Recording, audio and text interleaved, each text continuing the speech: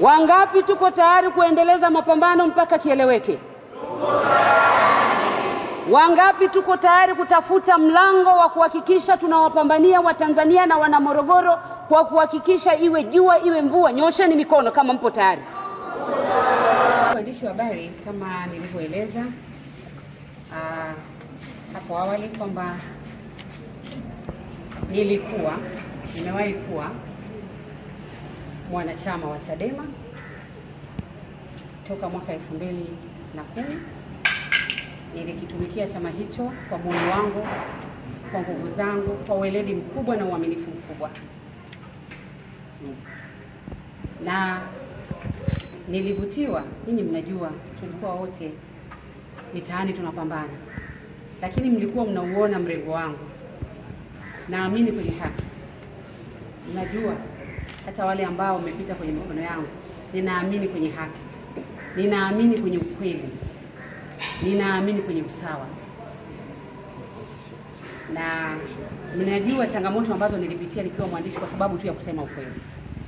Na nilichagua Chadema wakati huo nikiamini ni chama ambacho kitatekeleza yale ambayo mimi pia ninayaamini. Lakini kwa sasa, kwa hali inavyoendelea ndani ya chama chetu, kilichokuwa chama changu, kilichokuwa Chadema, sio yale malengo ambayo tulikuwa tunayafikia. Kwa hivyo mimi mpaka kupambana kuzitafuta nafasi mbalimbali ambazo nimezishika, licha ya kuwa mbunge 2015, 2020, nilikuwa mgombea wa ubunge katika jimbo hili 2020. Nyinyi ni mashahidi, mliona kazi niliyoifanya, mliona magumu na mazito niliyopitia kupitia kilichokuwa chama changu, na mliona dhamira ya haki na ya kweli ya kuhakikisha na wapambania wananchi wa jimbo hili. Tulipita tulikopita, sipasi kukata tamaa. Kama kiongozi nikikata tamaa, wanachama ndio watapotea kabisa. Kwa hivyo, baada ya kuona kilichokuwa chama changu kimetoka kwenye yale malengo, nimeona sasa nitafute mlango mwingine ambao yale malengo niliyokuwa nayo ya kupigania watu nitaenda kuyaendeleza. Yapo mambo mengi meusi kilichokuwa chama changu, ikiwemo kushindwa kusimamia mikakati ambayo wanaiandaa, ikiwemo ubaguzi wa wazi kilichokuwa chama changu. Uchaguzi mkuu uliokwisha kumalizika, timu ambazo zilishinda zimeendelea kuwa mwiba na kuwaona walioshindwa kama sio sehemu ya taasisi hiyo. Watu wanabaguliwa kwenye uteuzi, watu wanabaguliwa kwenye kufanya kazi, watu wanabaguliwa hata kwenye mikutano inayoendelea sasa hivi. Ulizeni ni nani ambaye alimuunga mkono Mbowe kwa 100% ambaye yuko kwenye misafara hiyo? Hayupo. Wako watu wale wa mpango ule wa mrengo ule ambao walishinda, ambao wanaamini katika ubaguzi wa kuwabagua wengine. Nimewaeleza mimi binafsi, nilikuwa mjumbe wa kamati kuu, nilijua ni jukwaa sahihi la kunisaidia kuwasemea Watanzania, na ndio maana niligombea mwenyekiti wa kanda. Lakini kwa sasa hakuna hayo malengo tena. Malengo sasa hivi no reform no election tunaihubiri kama mapambio. Mkakati wapi? Tunaendaje kuzuia huu uchaguzi? Tunatumia kitu gani kuzuia uchaguzi? Hakuna.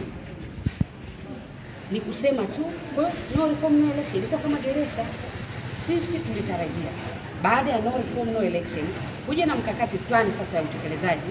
Tunafanyaje? Kama ni kwenda kuondoa masanduku tujue. Kama ni kwenda kuvuruga uchaguzi wakati watu wako kwenye foleni tujue. Hakuna mkakati, huku viongozi wakiendelea kutofautiana.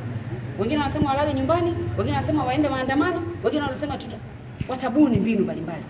Mpaka sasa tuna miezi michache twende kwenye uchaguzi. Sioni mikakati. Nimejitoa kwenye chama hiki kwa muda mrefu, nimefanya kazi kwa nguvu zangu kuhakikisha nakisukuma chama hiki hata baada ya kukosa ubunge 2020 nimeendelea kujitoa nikiwa sina nafasi kuhakikisha nakijenga hiki chama. Lakini ubaguzi unaoendelea, mimi mjumbe wa kamati kuu kuhoji tu, kazi yangu kubwa ni kuhoji, unaondolewa kwenye ziara zinapangwa, natakiwa zije kwenye kanda yangu, narukwa, siambiwi kwa nini. Nimejiandaa, nimeandaa mikutano, sishirikishwi, sijui lolote. Nikihoji tu naonekana huyu sio timu yetu. Sasa ninaona nakosa raha, nakosa amani. Lakini kilichokuwa kinaniumiza, yale yaliyonifanya nikatoka kwenye uandishi nikaenda kwenye siasa, siyaoni kwenye hicho chama nilichokuwa sasa hivi. Siyaoni. Kwa lazima nitafute jukwaa lingine ambayo yale ninayoyaamini na kuyahubiri ninayaona ili niweze kwenda kuyatekeleza.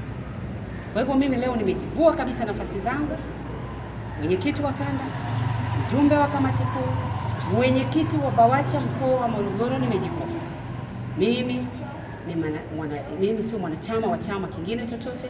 Mimi ni mwananchi huru, niko tayari kutafuta mlango mwingine wa kwenda kuwapambania wananchi wa Morogoro.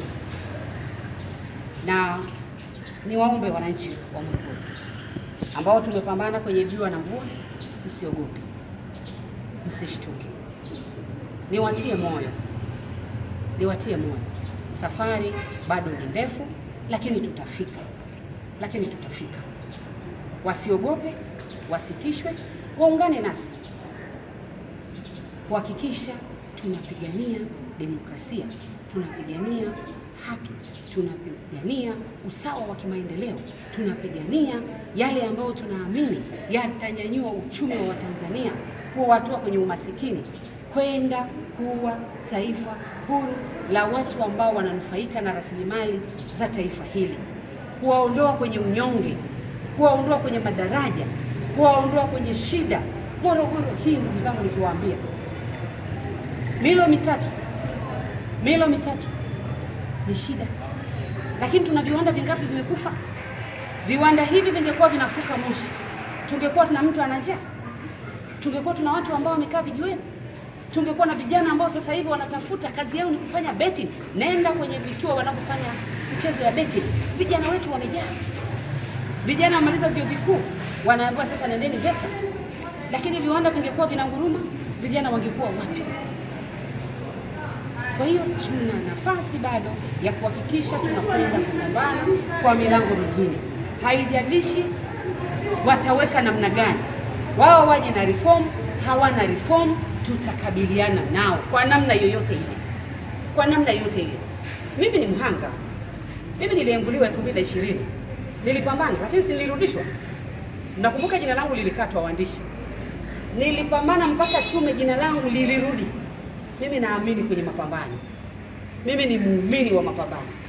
Na ndio maana sijali hata kama ningekuwa nina nafasi ya cheo gani cha mwisho kwenye chama hiki, lakini kama malengo hayapo, kama mapambano ya kweli hayapo, ni mapambano ya mdomoni, mimi hapana.